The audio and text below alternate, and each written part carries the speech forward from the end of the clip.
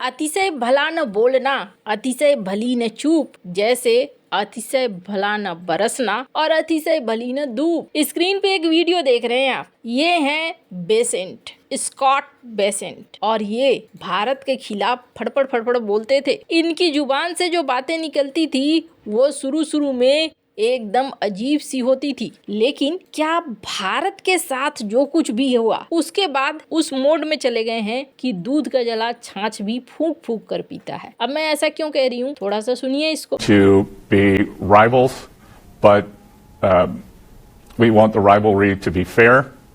We do not want to decouple from China, but we do need to de-risk. When I talked about at the beginning, when I talked about our two G20 initiatives, the first is growth, but then the second is retaking sovereignty in strategic industries, whether it's critical minerals, whether it's semiconductors, medicines. The U.S., as we saw during COVID, very dependent on China for medical supplies. So I think we can have a very productive relationship, but we're always going to be competitors. And I'm of the view that competition makes you better, keeps you from stagnating. And I'm convinced. ये China को लेकर कह रहे हैं। China जाने वाले हैं Donald Trump, और अब ये चाहते हैं कि चाइना के साथ एक डील हो जाए, लेकिन इनकी भाषा में बहुत नरमी है। ये चाइना को कह रहे हैं कि देखो भाई, हम तुमसे एकदम से अलग नहीं होना चाहते हैं, लेकिन जो ट्रेड सरप्लस है वो सब कुछ हम ठीक करना चाहते हैं। सबको स्वतंत्र तरीके से,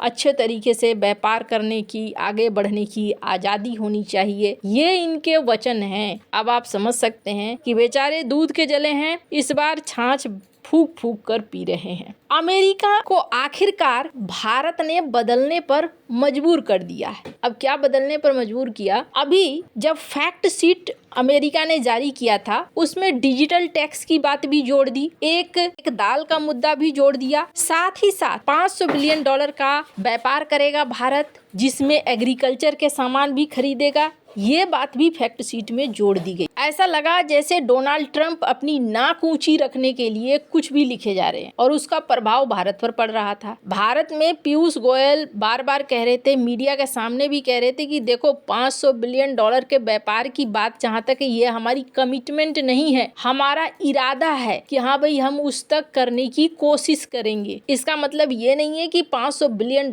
करना ही करना है। फिर उन्होंने कई बार कहा कि एग्रीकल्चर सेक्टर को हमने पूरी तरीके से प्रोटेक्टेड रखा है, किसी भी तरीके से उसमें किसी की एंट्री नहीं है। तो यहाँ पर इस तरीके से फैक्ट शीट डालने का मतलब ये हो गया कि भारत के अंदर थोड़ा हंगामा हो। अब विपक्षी पार्टियां पूछना भी शुरू कर रही थी कि आप कह रहे हैं कि हमने कृषि को प्रोटेक्टेड रखा है, लेकिन ट्रंप के फैक्ट शीट में तो कुछ और आ रहा है। तो अब जाकर इन्होंने अपनी फैक्ट शीट को बदला है, और ये भारत के लिए एक बहुत बड़ी कूटनीतिक जीत है। यहाँ पर फैक्ट शीट को बदलते हुए स्क्रीन पर आप देख सकते हैं, जहाँ पर अब कमिटेड की जगह आ गया है कि हाँ भाई हम कोशिश करेंगे, और दूसरी तरफ डिजिटल टैक्स की बात यहाँ खत्म हुई है, क्योंकि ये पहले ही हो चुकी थी, इसे लाने की यहाँ कोई जरूरत नहीं थी। डिजिटल नियमों की बात बस हुई, और यहाँ पर दालों को इस पूरे सीन से हटाया गया। अब एग्रीकल्चर वर्ड को भी हटाया गया। मतलब अब जो फैक्ट शीट आई है और जो पीयूष गोयल या भारत की तरफ से कहा जा रहा है, वो बिल्कुल मैच कर रहा है। अब किसी तरह का कंफ्यूजन नहीं है। सबसे पहली बात तो ये, हमें ना दाद देनी चाहिए पीयूष गोयल जी की, क्योंकि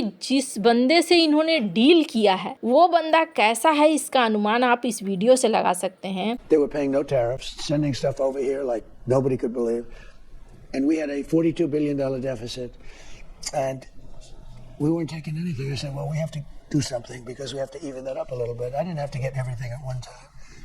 So I put on a 30% tariff, which is very low. Still, we were having a big deficit, but it was half the deficit.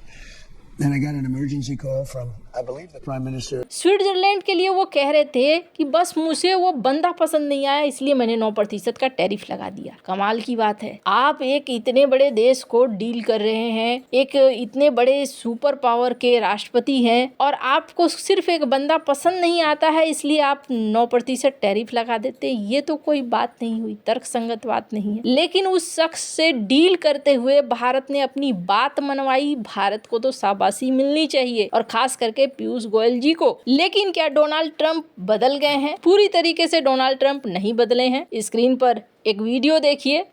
I settled 8 wars. Of the 8 wars, at least 6 were settled because of tariffs. In other words, I said, if you don't settle this war, I'm going to charge you tariffs because I don't want to see people getting killed. And they said, well, what does this have to do? I said, you're going to be charged like India and Pakistan. It would have been a nuclear war, in my opinion. They were really going at it. Planes were shot down. They were going at it. You know, the Prime Minister of Pakistan said, President Trump saved at least 10 million lives when he got us to stop fighting because they were going to go nuclear, in my opinion.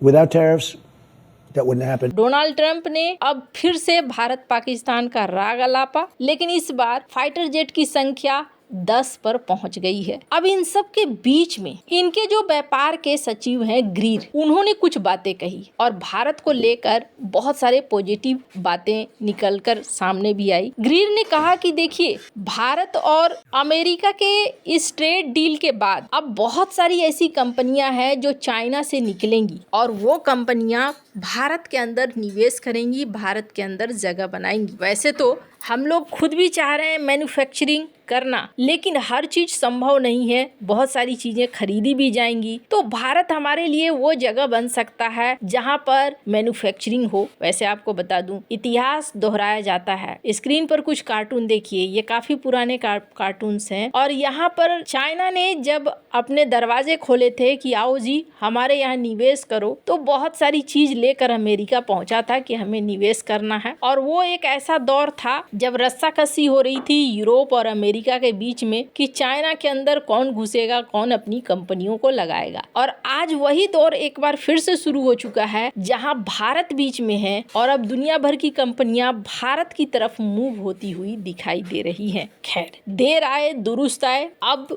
जो deal की तस्वीर निकलकर सामने आ गई है, अब वो पूरी क्लियर तस्वीर है और इस तस्वीर में साफ साफ दिख रहा है कि भारत की तरफ से जो बातें कही गई वही इस डील में हुई है। मैं शुरू से कहती हूँ कि कभी भी किसी दूसरे पर भरोसा करने से पहले अपने देश की तरफ से जो स्टेटमेंट दिया गया है उस पर भरोसा करना चाहिए। इसके पीछे कारण ये है कि ये लोग छोड़कर कहीं नहीं जाने वाले हैं, इसलिए झूठ नहीं बोलेंगे, क्योंकि सच कभी न कभी निकलकर बाहर आ ही जाता है। वैसे भारत अमेरिका डील के बाद गोल्डमैन ने भी ये कहा कि अब भारत की रफ्तार और भी तेज गति से आगे को बढ़ेगी और ये भारत के लिए एक पॉजिटिव साइन है। आपको क्या लगता है, क्या भारत अमेरिका व्यापार के बाद सचमुच दोनों देश आगे की ओर रफ्तार पकड़ेंगे या फिर अभी और भी कहानियां हैं जो हो सकती है? मुझे अब लगता है कि ज्यादातर कहानियों का अंत हो चुका है व्यापार के मामले में, पर हाँ, राजनीतिक तौर पर और भी कई चीजें देखने को मिलेंगी। आपको क्या लगता है, कमेंट कर जरूर बताएं। जल्द मिलते हैं अगले वीडियो में नई खबर के साथ।